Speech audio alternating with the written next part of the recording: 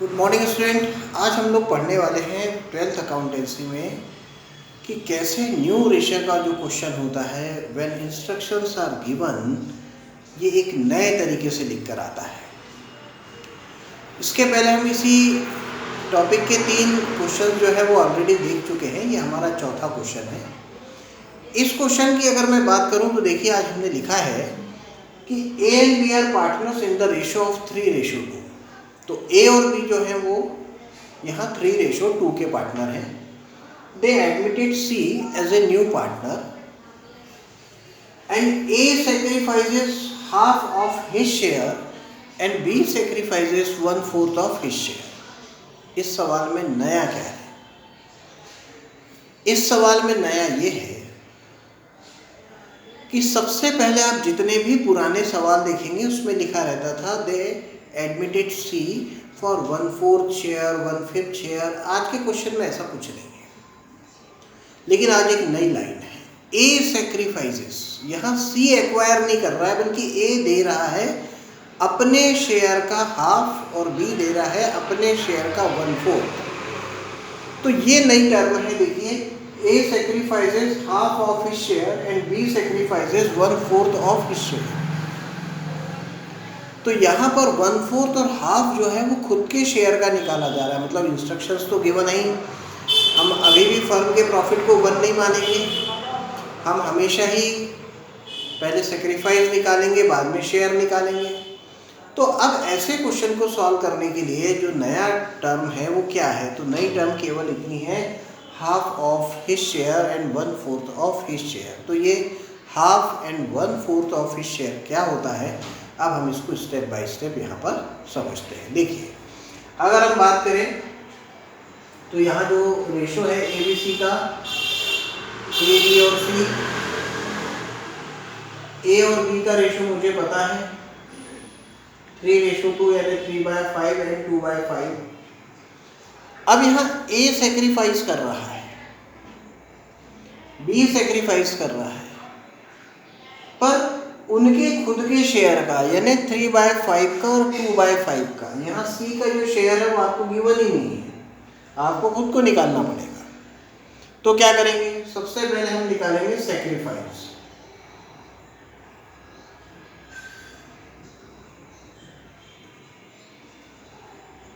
Of ए।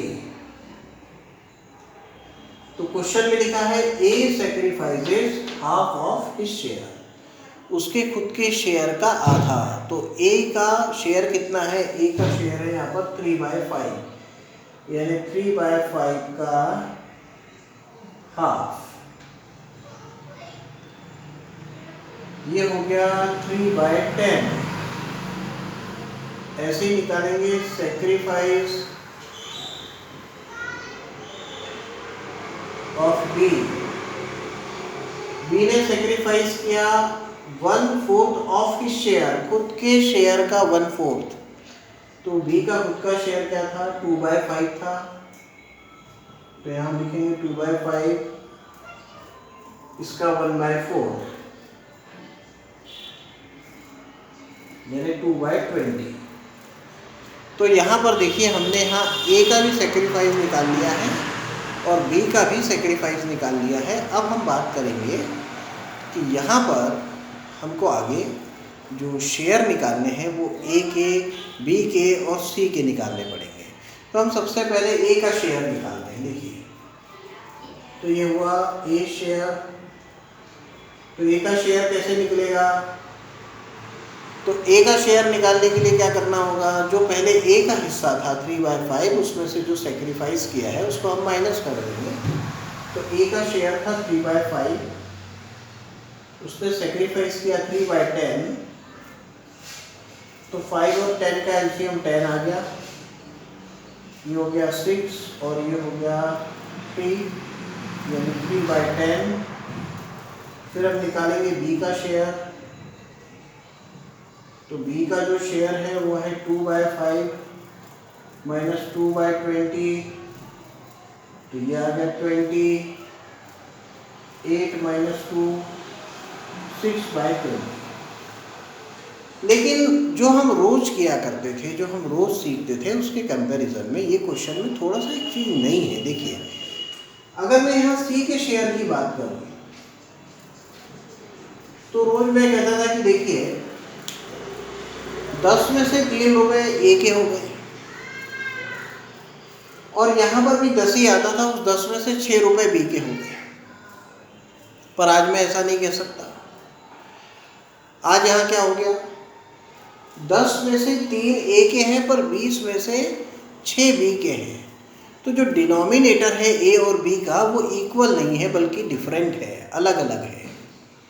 तो अब इस डिनोमिनेटर को इक्वल करना पड़ेगा, यानी यहाँ सुधार करना पड़ेगा। इस 10 को हमको 20 बना देना पड़ेगा। तो उसके लिए क्या करें, तो 10 में अगर 2 का मल्टीप्लाई हो जाए तो 20 हो जाएगा, तो नीचे भी 2 और ऊपर भी 2, तो ये हो जाएगा 6/20। अब देखिए ए का शेयर भी 20 में से है, बी का शेयर भी 20 में से है।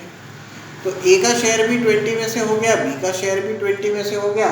तो यहाँ जो सी रहेगा इसका शेयर भी कितने में से हो जाएगा, 20 में से ही हो जाएगा। तो 20 में से कितना, तो 6 और 6 12 हो गए। 20 रुपये में से 12 रुपये तो ए और बी ने रख लिए, तो कितने बच गए, 8 रुपये। तो हम यहाँ 8 लिख लेंगे। तो इस हिसाब से जो हमारा न्यू रेशो है वो हो जाएगा 6:8। लेकिन रेशो का मतलब ये होता है कि वो जितना छोटे से छोटा और हो सकता है, अगर हो सकता है तो आप उसको बना दीजिए। इतना भी आप लिखेंगे तो क्वेश्चन तो सही आएगा, नो प्रॉब्लम। लेकिन क्या ऐसी कोई डिजिट है जिससे ये तीनों ही जो यहाँ पर संख्याएं आपके पास मिल रही हैं वो डिवाइड हो सकती हैं क्या?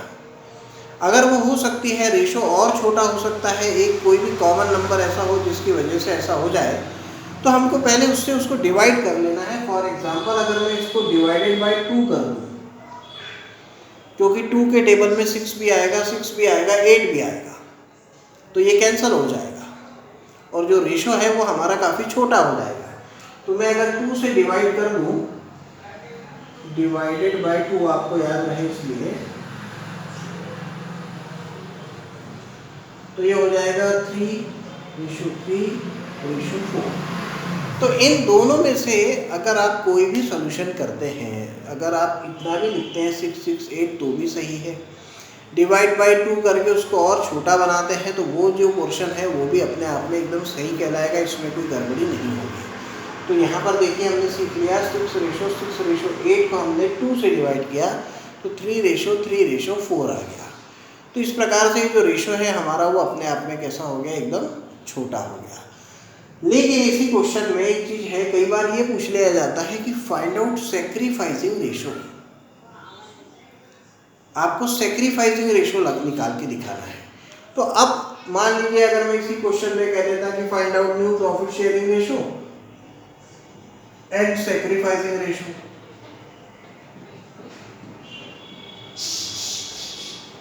तो जैसे ही सैक्रिफाइसिंग रेशो देखते हैं तो हमको ध्यान आ जाता है कि क्या यहाँ पर हमको फिर से फॉर्मूला लगाना पड़ेगा, new ratio minus old ratio. आप चाहे तो लगा सकते हैं, कोई इशू नहीं है। लेकिन जब हमारे पास में ऑलरेडी पहले से सैक्रिफाइस गिवन है ए और बी का, तो हम डायरेक्ट इनका ही रेशो बना सकते हैं, इनके ही रेशो को निकाल सकते हैं। इसके लिए हमको सैक्रिफाइसिंग रेशो निकालने की ज़रूरत नहीं है। यानी यहाँ पर अगर मैं सैक्रिफाइसिंग रेशो निकालना चाहूँ तो मैं बोल सकता हूँ कि हाँ ए और बी का सैक्रिफाइसिंग रेशो है 3/10 एंड 2/10, 2/20। अब यदि आप चाहें तो इसको कैलकुलेट कर सकते हैं, इसको थोड़ा और इसके डिनोमिनेटर इक्वल कर सकते हैं। कैसे करेंगे इस 10 को 20 बनाने के लिए, 3/10 इंटू 2/2 रेशो 2/20, 6/20 एंड 2/20। तो यहाँ जो आपका रेशो आया सैक्रिफाइसिंग रेशो वो आ गया 6/20 एंड 2/20। तो यहाँ पर एक नई चीज़ भी हमको सीखने को मिलती है कि जब सैक्रिफाइसिंग रेशो गिवन होता है ना, तो कभी भी देखिए इसके जो डिनोमिनेटर है इसका टोटल इसके न्यूमरेटर से नहीं मिलता, यानी मैं 6 और 2 को जोड़ूंगा तो 8 ही आएगा, 20 नहीं आ सकता।